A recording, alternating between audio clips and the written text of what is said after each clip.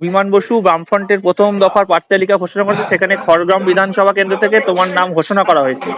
বিগত বেশ কিছুদিন ধরে তুমি খড়গ্রাম চষেই বেড়াচ্ছিলে, তো মানুষের পালস কি বুঝতে পারছো খড়গ্রামে?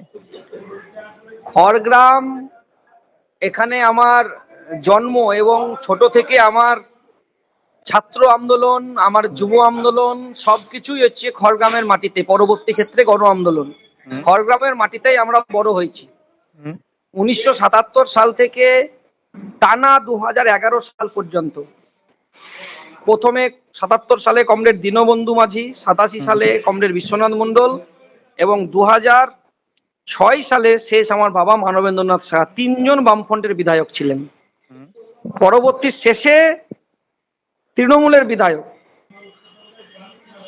এই বামফ্রন্টের বিধায়কের জার্নিকাল আর এখনকার তৃণমূলের জার্নিকাল মানুষ দেখছে।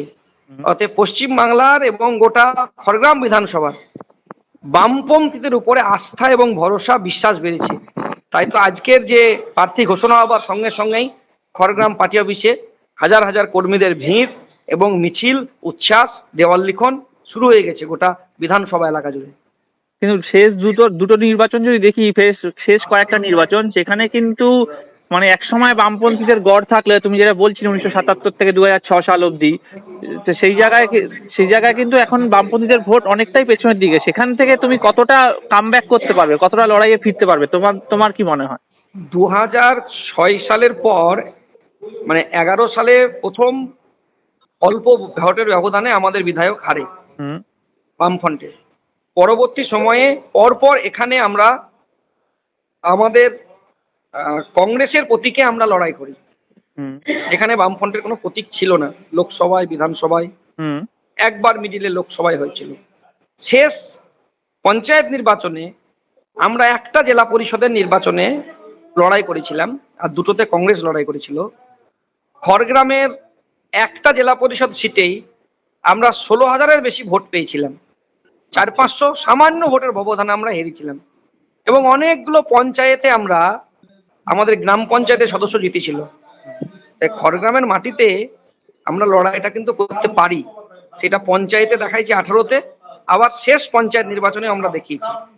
খড়গ্রামের মানুষ এবার আবার কাস্তে হাতুড়ির প্রতীক পেয়েছে, আবার কাস্তে হাতুড়ির প্রতীক খড়গ্রামের মাটিতে জিতবে। কারণ খড়গ্রামের মানুষ কাস্তে হাতুড়ির প্রতীকের এমএলএকে বারবার জিতেই বিধানসভায় পাঠিয়েছে, আবারও পাঠাবে।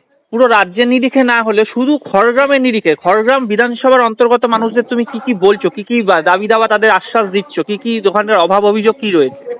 খড়গ্রাম বিধানসভা এলাকায় যতদিন 2011 সাল পর্যন্ত বামফ্রন্ট সরকারের এমএলএ ছিল, খড়গ্রাম বিধানসভায় যতদিন বামফ্রন্ট সরকার ছিল, মানে খড়গ্রাম গোটা পশ্চিমবাংলায়, ততদিন পর্যন্ত খড়গ্রামের স্কুল, খড়গ্রামের কলেজ, খড়গ্রামের হসপিটাল, অঞ্চলে অঞ্চলে স্বাস্থ্যকেন্দ্র, ব্রিজ যা হয়েছে সব বামফ্রন্টের আমলে হয়েছে।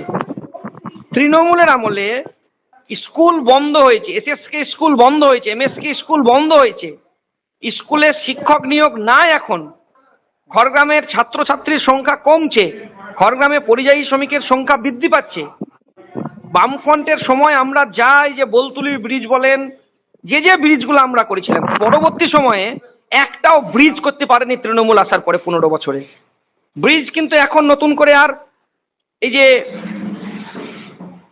খড়গ্রাম থেকে পুরন্দপুর যাবার যে সেতু, ধামালিপাড়ার সেতু, বামফ্রন্ট করতে পারেনি, তৃণমূলও করতে পারলো না।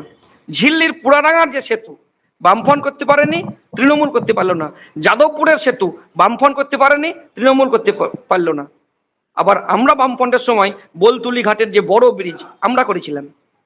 তৃণমূল হাজার হাজার, মানে লক্ষ লক্ষ টাকা খরচ করে, দেখেন গা নগর থেকে একটু বেরিয়ে যান, একটা ফাঁকা জায়গায় লক্ষ লক্ষ টিনের একটা চালা করে দিই, বলছে এটা নাকি খড়গ্রামের বাস স্ট্যান্ড। বাস স্ট্যান্ডে কোনো বাসই দাঁড়ায় না, অথচ লক্ষ লক্ষ টাকা লুট হয়ে গেল। মাহাজ মাঠে বাস স্ট্যান্ড করেছে। এই যে তৃণমূলের ভাবনা চিন্তা।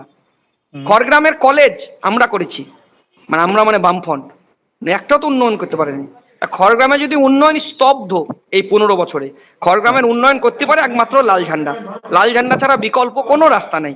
পশ্চিমবাংলায় আবার লাল ঝান্ডা আসবে এবং খড়গ্রামে আবার লাল ঝান্ডা জিতবে। তুমি নিজেকে ওখানকার মাটির ছেলে, ওখানকারই তোমার নিজের জায়গা, তুমি ভূমিপুত্রকে কি খড়গ্রামের মানুষ আবার বেছে নেবে? তোমার কি মনে হয়? খড়গ্রামের মানুষের উচ্ছ্বাস ভালোবাসা তো আজকে প্রার্থী ঘোষণা হওয়ার পরেই দেখলাম সবাই মানুষ দলে দলে এসে পাঠিয়ে বসে এসে মিছিল করলো। আমরা তো মিছিলের ডাকও দিইনি, কলও দিইনি, কোনো পোস্টার করিনি, কিছুই করিনি, কিন্তু প্রার্থী ঘোষণা হওয়ার সঙ্গে সঙ্গে খড়গ্রাম পাঠিয়ে বসে উপচে পড়া মানুষের ভিড়। আর তৃণমূল নগরে একটু খবর নিয়ে দেখবেন একটা কার্যালয় করেছিল গেট করি, সে কার্যালয়ে তৃণমূলে চলে না, সে কার্যালয়ের গেটও উঠে পালিয়ে গিয়েছে। আর আমাদের খড়গ্রামে আমরা অফিস চালাচ্ছি, এটাই তৃণমূলের সঙ্গে আমাদের পার্থক্য।